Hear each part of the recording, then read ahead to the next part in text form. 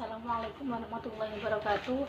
Di sini saya akan menghafalkan uji kompetensi semester 4 dengan indikator yaitu 1. Menghafalkan dan mampu mengartikan Quran surat Al-Maidah ayat 67 dan Quran surat Al-Baqarah ayat 31. A'udzu billahi minasyaitonir rajim. Bismillahirrahmanirrahim.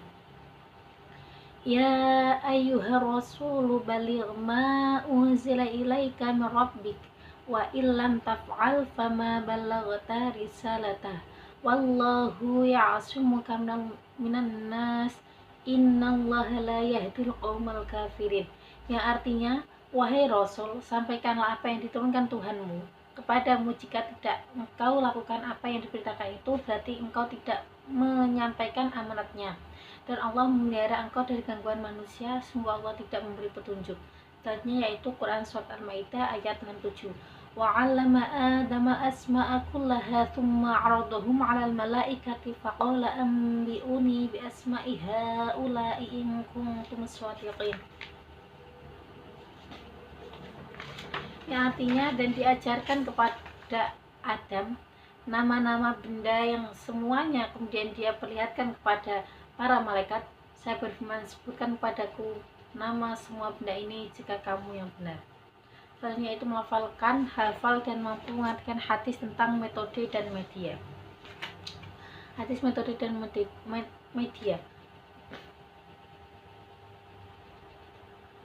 Sallallahu alaihi wasallam khoto murabba wa khotoyaf wasa tohoyar yaminhu wa khototon yasgoron il. Nabi Muhammad membuat gambar persegi panjang, di tengah-tengah ditarik suatu garis sampai keluar, kemudian beliau membuat garis pendek-pendek di sebelah garis yang di tengah-tengah seraya bersabda, ini adalah manusia, dan persegi panjang yang mengelilingi adalah ajal. Berikutnya itu menjelaskan 10 istilah dalam studi Al-Quran seperti asbab nuzul, nasih mansuh, tafsir, maudhu, dan lain-lain. Menjelaskan 10 istilah studi Al-Quran. Asbab nuzul, sebab turunnya ayat Al-Quran. Nasih mansuh, mengangkat dan menghapuskan hukum syarak dengan dalil hukum syarak yang lain.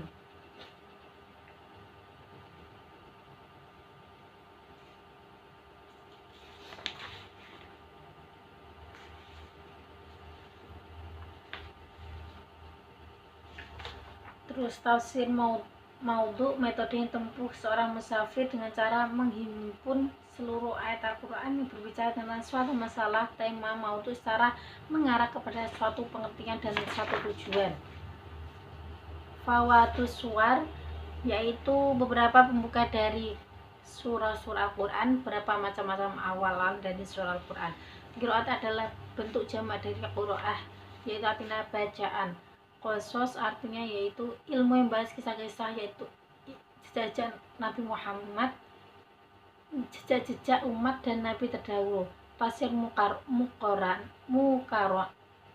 metode yang ditempuh seorang musafir dengan cara mengambil jumlah ayat Al-Quran. Tafsir ijmali adalah uraian singkat dengan global tanpa uraian panjang lebar. Mufasir yaitu menafsir Al-Quran. Tafsir tahlili yaitu mengkaji ayat Al-Quran dari segala segi dan maknanya. Selanjutnya yaitu istilah dalam studi hadis. 10 istilah dalam studi hadis yaitu ada jar wa ta'dil, rijal hadis, dhab, al-marfu', tadris, usul, matru, sahih lil ghairihi, sahih li zaitihi. Dan yaitu akidah. Akhlak, menjelaskan aspek akidah, konsep tauhid dalam Islam, syirik dan implikasinya. Konsep tauhid dalam Islam yaitu ilmu tauhid menjadi dasar pedoman dalam jalan Islam.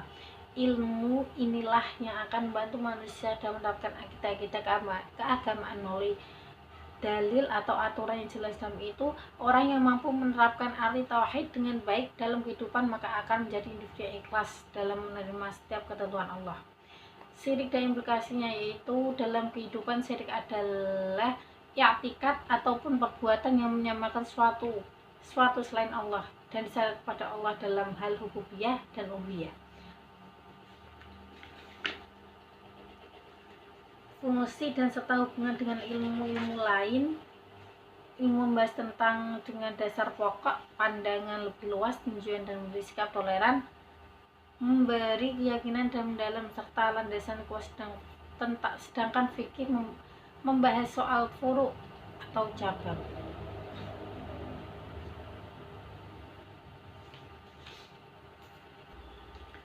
Menjelaskan aspek adab meliputi adab beribadah, adab sholat dan sebagainya.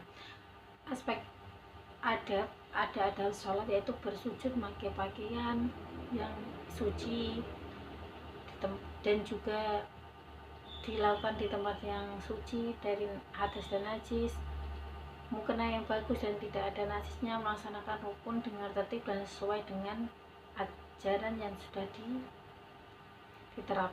sudah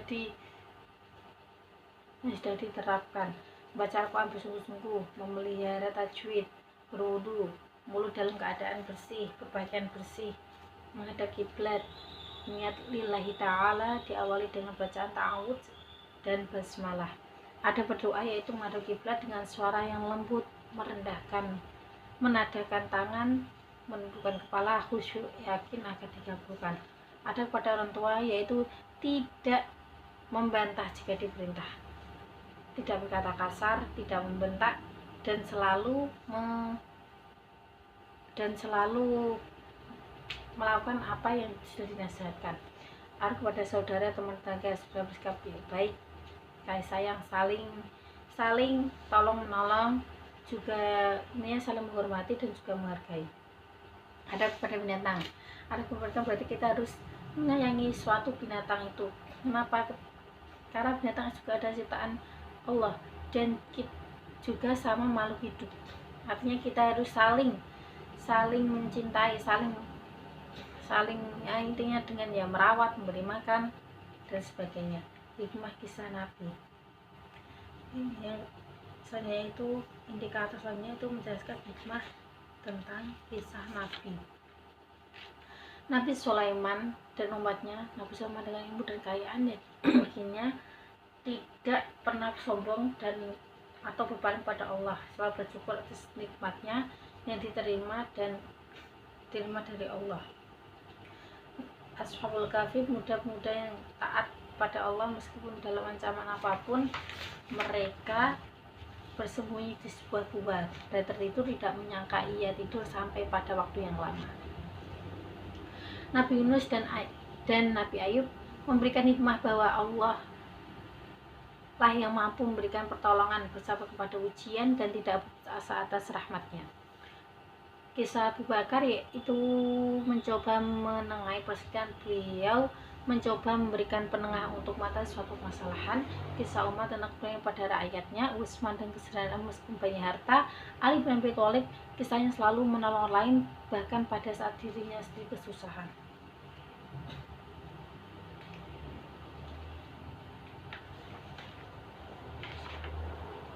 Terus selanjutnya yaitu